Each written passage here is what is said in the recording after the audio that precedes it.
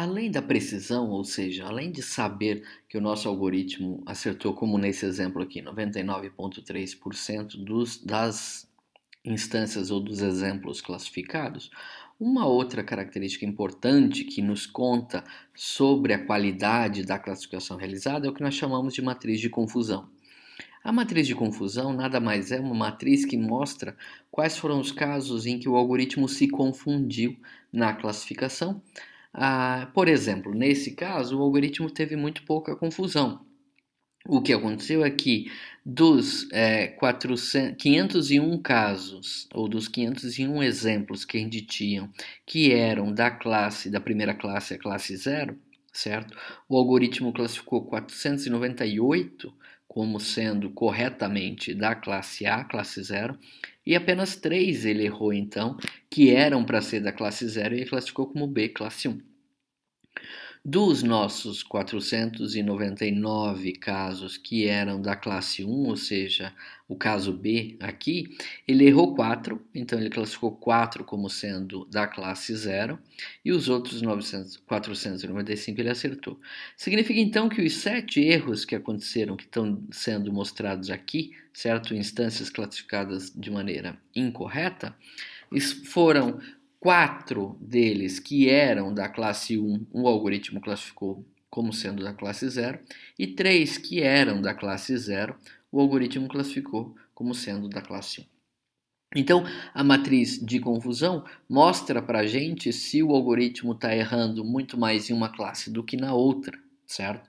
E isso é bem importante, principalmente quando a gente vai trabalhar com bases de dados ou bancos de dados que têm amostras desbalanceadas. Em outras palavras, quando eu tenho muitos exemplos de uma classe e poucos exemplos de outra classe, isso faz com que a gente possa ter resultados nos quais o algoritmo acaba acertando sempre para uma classe só. Nós vamos ter exemplos disso logo na sequência. Mas a matriz de confusão, então, ela nos conta o que é que está acontecendo com um pouco mais de detalhe do que simplesmente olhar qual foi a taxa de acerto na classificação. Certo? Bom, além disso, outros aspectos importantes e que inclusive nós vimos na unidade 2 e são importantes agora para o algoritmo, por exemplo, de árvore de decisão, é a questão do overfitting ou da superestimativa. Percebam que esses resultados estão sendo feitos aqui, estão sendo mostrados aqui, foram gerados quando eu usei o conjunto de treinamento tanto para construir a árvore quanto para testá-la. Certo? Então, isto significa que estes resultados sendo mostrados aqui, eles têm uma grande chance de um alto overfitting, ou seja, de ter uma superestimativa forte, tá? Porque eu estou usando os mesmos dados de treinamento para fazer o teste do algoritmo. No nosso trabalho com o ECA, é possível colocar ou pedir que a validação cruzada que a gente viu na última unidade possa ser feita, certo? A validação cruzada, ela pode ser feita definindo-se quantos folds eu quero, ou seja, em quantos grupos eu vou subdividir meus dados, e para esse caso, e é o padrão dentro da comunidade de mineração de dados, usar 10 folds, ou seja, dividir em 10 subconjuntos de dados, e aí treinar a nossa ou construir a nossa árvore do ID3 usando 9 desses conjuntos e testar no outro conjunto que sobrou e fazer isso 10 vezes, fazendo assim o processo em que eu construo a árvore usando todos os exemplos que eu tenho e também testo as árvores construídas em todos os exemplos possíveis e fornecidos, tá? Mas nunca testo a minha árvore usando um exemplo que já foi visto durante o treinamento, ou seja, durante a construção da árvore de decisão. Então, se eu rodar o meu mesmo algoritmo ID3 que está aqui em cima, para a mesma classe, mesma variável classe que essa que está aqui, mas agora usando a validação cruzada, o ECA não vai, ele vai me dar um resultado, e se a gente olhar, ao invés de acertar 99,3% das vezes, diminuiu um pouco. Ele acertou 97,9%, certo? Então, ao invés de errar só 7 casos, 7 exemplos, Aqui, rodando com validação cruzada, ele errou 21 vezes. Isso mostra claramente que realmente utilizando o próprio conjunto de treinamento para testar, o overfitting pode aparecer.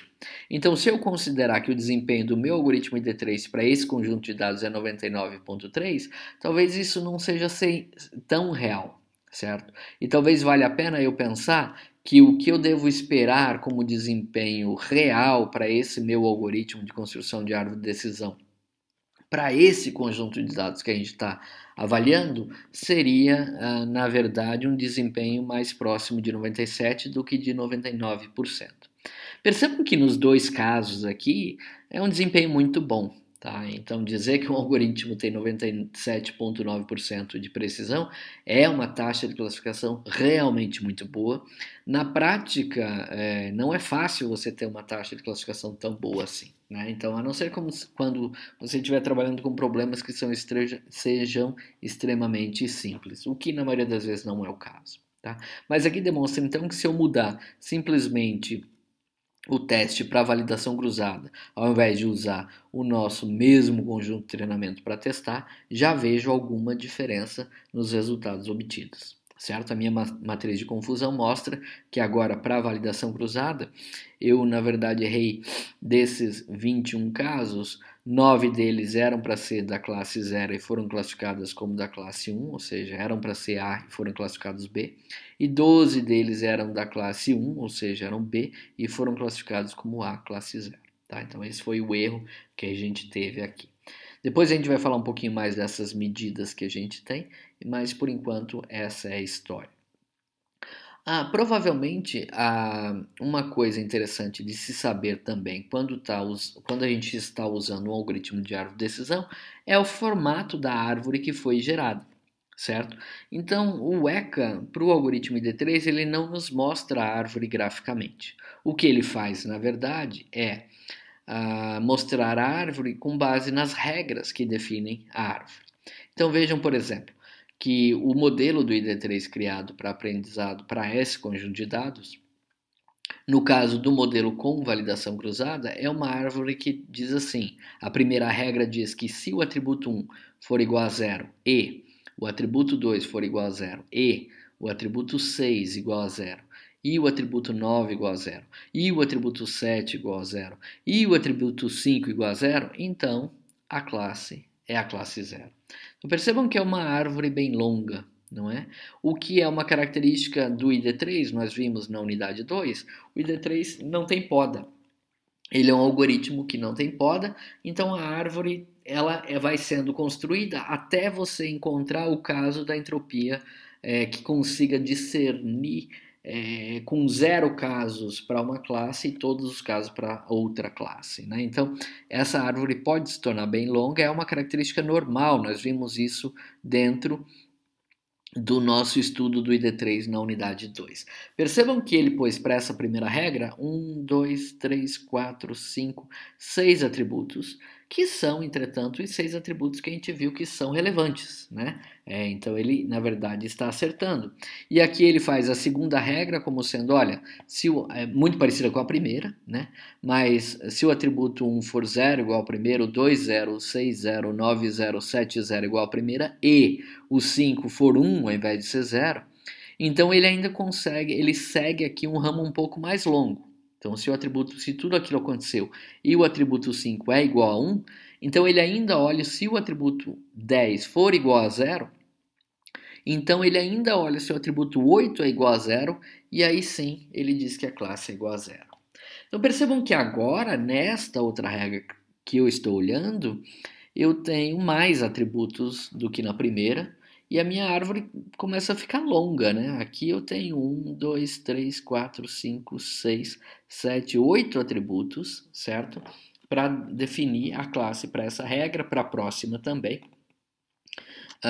Para essa próxima também, então eu tenho todas essas 4 regras que estão aqui definidas com 8 atributos, que é bastante longo, e que inclusive é algo que se eu voltar aqui na minha aba de pré-processamento, e se eu me lembrar que o meu conjunto de dados tem só 6 atributos relevantes, a gente percebe que a árvore talvez esteja mais longa do que eu precisava. E é uma árvore grande, porque se eu descer aqui, veja quantas regras eu vou ter, ou seja, quantos ramos diferentes essa minha árvore contém para conseguir classificar esse meu conjunto de dados dado aí, certo? Muito bem, eu vou entrar num processo agora de é, explorar com mais força as características, principalmente de superestimativa do ID3, tá?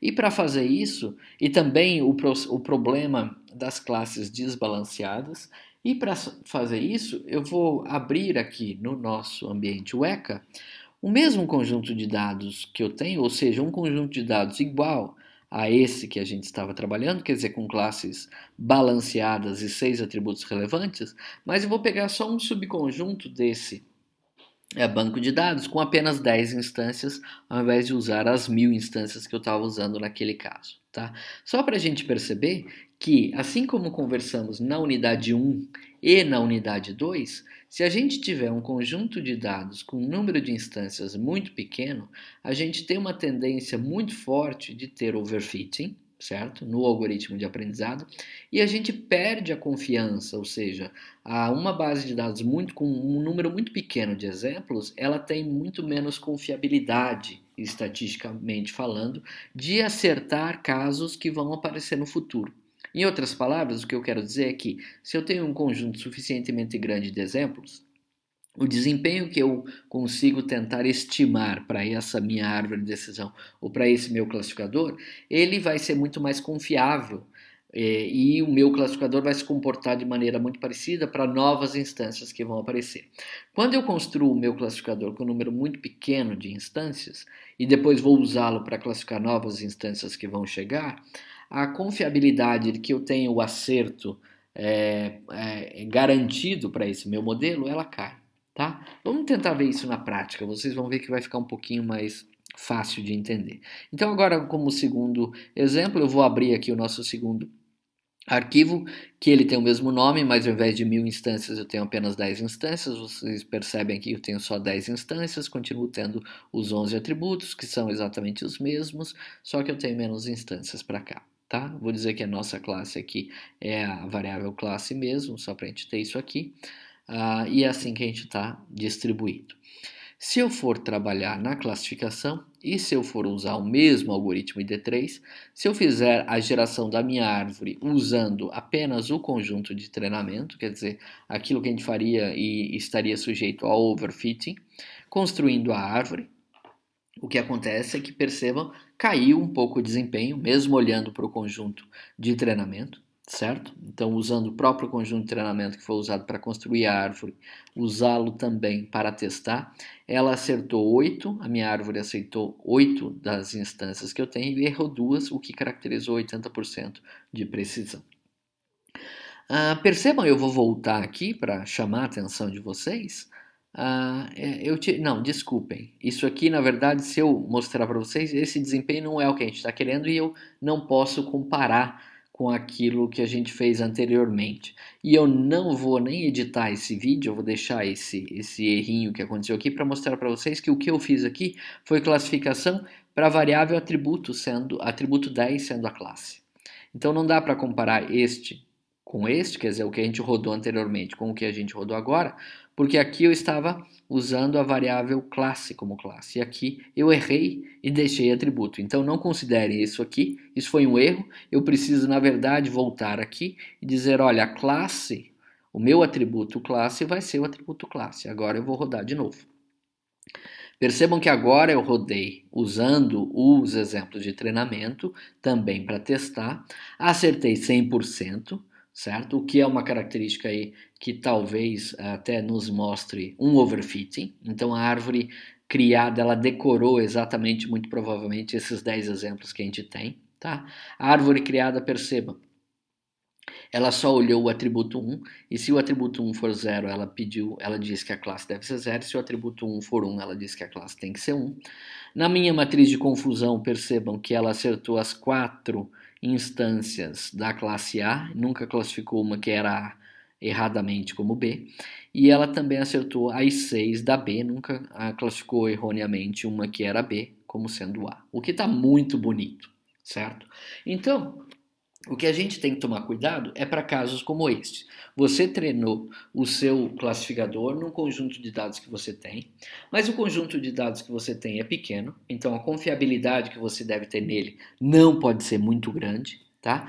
E quando você fez construiu um classificador, como por exemplo uma árvore de decisão, e olhou qual seria o desempenho desse classificador nessas instâncias e achou 100%, você não pode se iludir e pensar, então isso significa que qualquer novo exemplo deste problema que chegue, se eu usar esta árvore de decisão aqui, eu vou sempre acertar para escolher a classe 0 ou 1 dos exemplos que vão chegar. Na verdade, não, porque como o exemplo é muito pequeno e eu tive essa taxa de acerto, essa precisão, usando o mesmo conjunto de treinamento, eu tenho que desconfiar disso, porque pode ter havido overfitting e esse resultado que está aí pode, na verdade, então, só ser uma questão de que para esses dados, para esses 10 exemplos que estão aí, a árvore sempre acerta.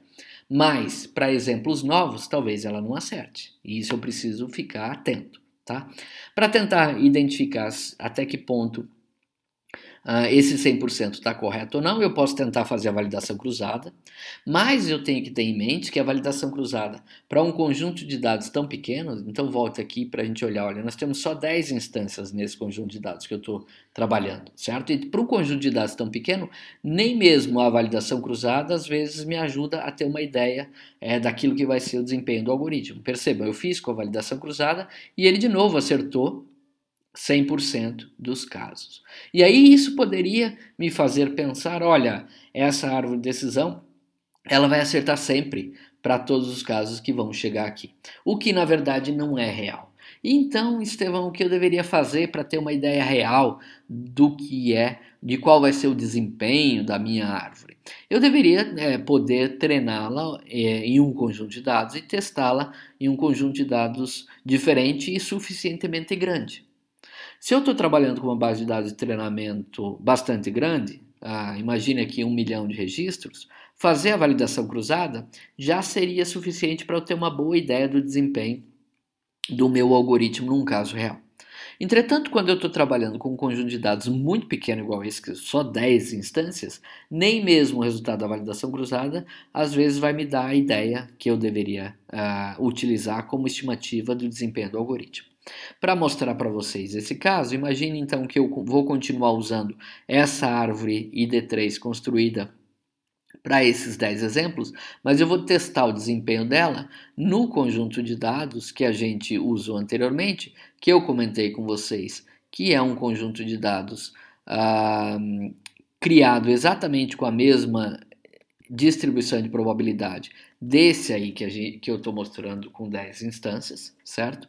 Só que eu vou usar esse conjunto de dados que está aqui e que, na verdade, possui as 1000 instâncias. Então, perceba, eu vou fornecer ao meu ECA, lembre-se, eu criei a árvore usando esse conjunto de dados com 10 instâncias, e agora eu vou pegar um conjunto de dados que tem 1000, que se comporta exatamente igual. Eu estou garantindo para vocês que eles são o mesmo conjunto, só que aqui com mais instâncias, certo? Então eu estou dizendo para ele, olha, use essa árvore de decisão que você aprendeu com essas 10 instâncias e teste para ver se você acerta naqueles 1000 exemplos que eu tenho, tá? Se eu rodar de novo, então, agora esse algoritmo, percebam que o que está acontecendo é que caiu e eu estou perto de 98, 99% de acerto. Então isso aqui é um pouco mais compatível com o que eu vou esperar que a minha árvore vai acertar no geral. Tá? Se a gente voltar e comparar isso com o resultado que nós tínhamos tido para validação cruzada, usando os 1000 exemplos para treinar a rede e validação cruzada testar, percebam que é parecido, 97,9 e aqui eu tive 98,9. Quer dizer, o desempenho deste classificador para esse conjunto de dados, na prática, vai estar muito próximo disso. E eu vou poder estimar que uma árvore de decisão dessa construída com ID3, ela vai conseguir acertar bastante, né? Ela vai estar acima de 95% de acerto, o que é ótimo, o que é excelente. Tá? Com esses resultados, a gente pode pensar, bom, o ID3 não é tão ruim assim, certo? E eu digo para vocês que para quando o meu conjunto de dados é um conjunto de dados que eu vou chamar aqui bem comportado, o ID3 realmente não é um algoritmo ruim, certo?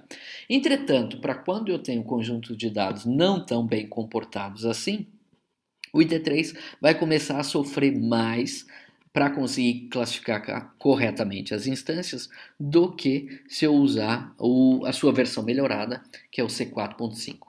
E é isso que a gente vai ver agora, tá?